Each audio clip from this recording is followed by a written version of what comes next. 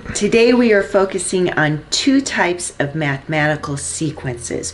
We're going to look at the arithmetic sequence and the geometric sequence. So a sequence is just a series of numbers. So if we're taking a look at the arithmetic sequence, what we're looking at is we're looking at the difference or subtraction of two consecutive terms.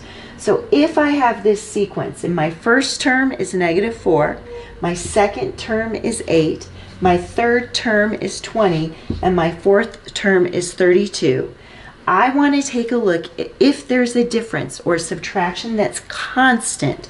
So I'm going to take 8 and I'm going to subtract -4. And when I do 8 minus -4, I get 12. And then I'm going to do 20 minus 8. And when I do 20 minus 8, I get 12. And when I do 32 minus 20, I get 12.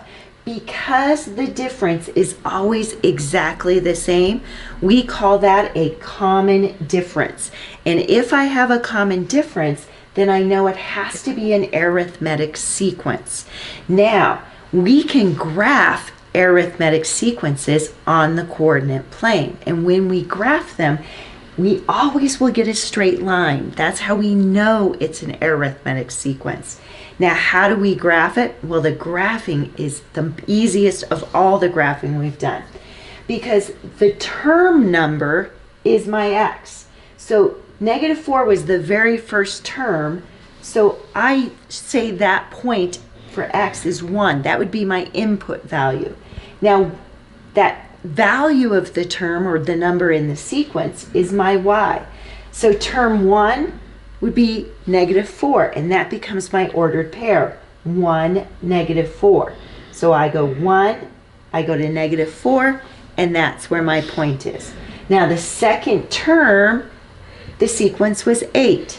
So I do term 2, 8, and I put a point. The third term in the sequence was 20, so that's my ordered pair, 320, 320.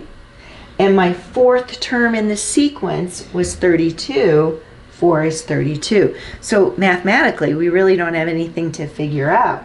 Then I connect my dots, and that arithmetic sequence will always be the straight line. Now the geometric sequence looks a little bit different, because the geometric sequence deals with the ratio. So the ratio of any term to the previous term has to be the same or constant. So here I have term 1 is 1, term 2 is 5, term 3 is 25, term 4 is 125.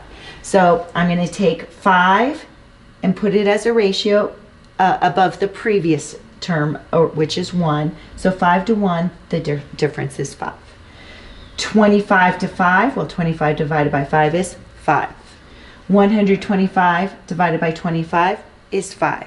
So notice that's a constant value, and we call that the common ratio. And again, we can graph it, and it's exactly the same. The term number is your x value, and the number in the sequence is your is your y. So 1 goes with 1, 2 goes with 5, 3 goes with 25, and 4 goes with 125. And those become my ordered pairs.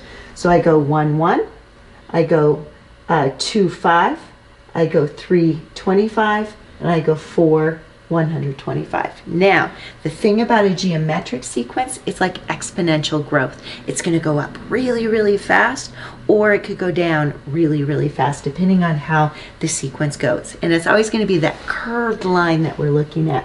So those are the differences between an arithmetic sequence and a geometric sequence.